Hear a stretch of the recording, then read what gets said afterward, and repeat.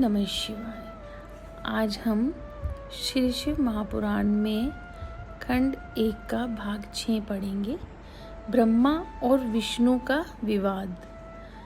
पूर्व समय की बात है कि भगवान विष्णु अपने पार्षदों सहित लक्ष्मी जी के साथ शेष शैया पर शयन कर रहे थे। ब्रह्मा जी वहां पहुंचे। विष्णु को संबोधन करके बोले, हे पुत्र, तुम कौन हो?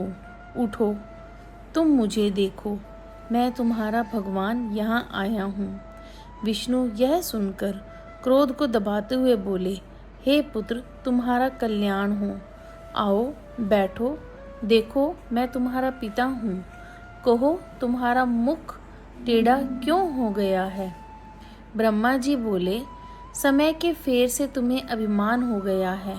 हे पुत्र, मैं तुम्हारा स्वामी हूँ, इस समस्त संसार का पितामह हूँ। विष्णु बोले, अरे चोर, तुम मुझे अपना बड़प्पन क्या दिखाते हो? सारा संसार तो मुझ में निवास करता है। तुम मेरी ही नाभि कमल से उत्पन्न हुए हो और मुझ से ऐसी बातें कर रहे हो। तुम्हें यह शोभा नहीं देता। इस प्रकार ब्रह्मा जी और विष्णु जी में विवाद बढ़ता गया। ये दोनों अपने को प्रभु कहते कहते आपस में युद्ध करने लगे। दोनों के प्रहारों से देवता व्याकुल होकर कांपने लगे और कहने लगे, जब आप दोनों अराजकता उत्पन्न कर रहे हो तो यह समस्त सृष्टि भगवान शिव की है। उनके बिना इस सृष्टि का एक तिनका भी इधर से उधर नहीं हो सकता। अतः हम सब शिव शंकर के पास चलते हैं। इतना कहकर सब देवता वहां पहुंचे, जहां महादेव जी ने पार्वती जी के साथ सभा में मणिमय सिंहासन पर विराजमान थे। देवताओं को आया देखकर शिव जी ने उन सबको अपने पास बुलाकर बोले,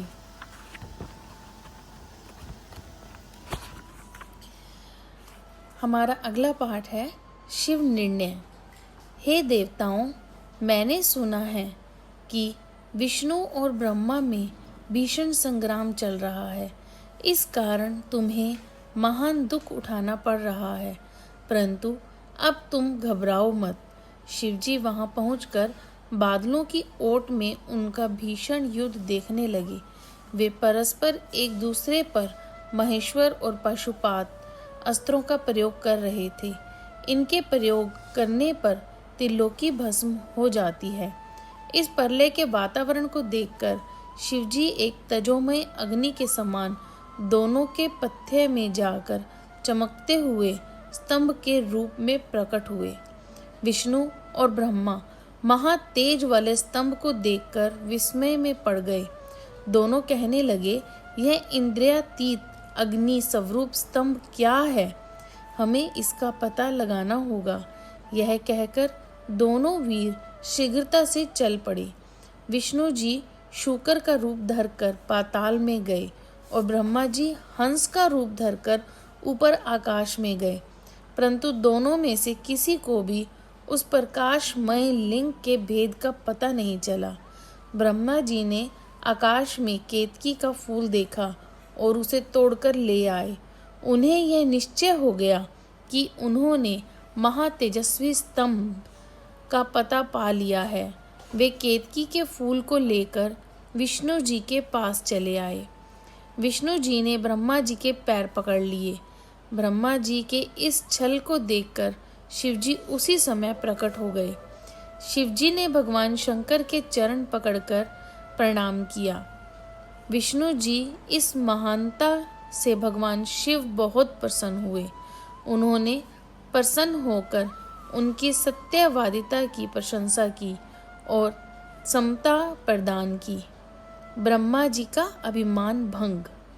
श्री नंदी केश्वर बोले, इसके पश्चात शिवजी ने अपनी बाहों के बीच से भैरव को प्रकट किया। भैरव ने प्रकट होकर भगवान शिव से पूछा, मेरे लिए क्या आज्ञा है? ब्रह्मा जी पर क्रोध होते हुए भगवान शंकर ने भैरव से कहा, तुम अपनी पैनी तलवार से ब्रह्मा जी की सेवा करो। शिवजी की आज्ञा पाते ही भैरव ने ब्रह्मा जी के केशों को पकड़ लिया। भैरव ने ब्रह्मा जी के 5वें मुख को, जिससे उन्होंने असत्य बोला था, काट दिया। अन्य सिरों को काटने के लिए भैरव जैसे ही तैयार हुआ, ब्रह्मा जी शिव जी के चरणों में गिरकर क्षमा याचना करने लगे। विष्णु जी ने भगवान शिव जी के चरणों में गिरकर ब्रह्मा जी को क्षमा करने की प्रार्थना करने लगे। हे भगवान, आपने प्रारंभ में ब्रह्मा जी को 5 सिर प्रदान किए थे। अब इनका एक सिर कट चुका है। अब आप इन पर प्रसन्न हो जाइए। भैरव ब्रह्मा जी को छोड़कर बोले, हे ब्रह्मा, तुमने अपनी प्रतिष्ठा और ईश्वरत्व के लिए छल कपट किया है, इसलिए तुम सत्कार, स्थान और उत्सवों से विहीन किए जाते हो। ब्रह्मा जी शिव जी से वरद और स्वामी कहकर अपना 5वां सिर मांगने लगे। इस पर शिव जी ने कहा, अराजकता के डर से मैं संसार की स्थिति बिगड़ने नहीं दूंगा। हे पुत्र, जो अपराधी है उसे तुम दंड प्रदान करो। तुम गणों के अधिपति होकर रहो, लोक मर्यादा का पालन करो। इसके पश्चात शिवजी ने केतकी के फूल से कहा, तू भी झूठ में शामिल है, अतः तू भी मेरी पूजा के योग्य नहीं है। शिवजी के गणों ने केतकी को दूर भगा दिया। केतकी शिवजी से हाथ जोड़कर बोली, हे स्वामी, मुझे माफ करने की कृपा करें। हे प्रभु, आपकी कृपा से कुछ भी दुर्लभ नहीं है। शिवजी बोले, मेरा वचन कभी मिथ्या नहीं हो सकता है। मैं अब तुम्हें स्वीकार नहीं कर सकता, परंतु मेरे भक्त तुम्हें स्वीकार करते रहेंगे। इस प्रकार तुम्हारा जन्म सफल हो जाएगा। मेरे मंडप की रचना में तुम शिर मोर ही रहोगी। इस प्रकार भगवान शिव, ब्रह्मा, केतकी और विष्णु पर कृपा करके देवों के पास पधारे। देवताओं ने शिवजी का पूजन कर स्तुति की। पुनः शिवजी अपनी सभा में जा बैठे। ओम नमः शिवाय।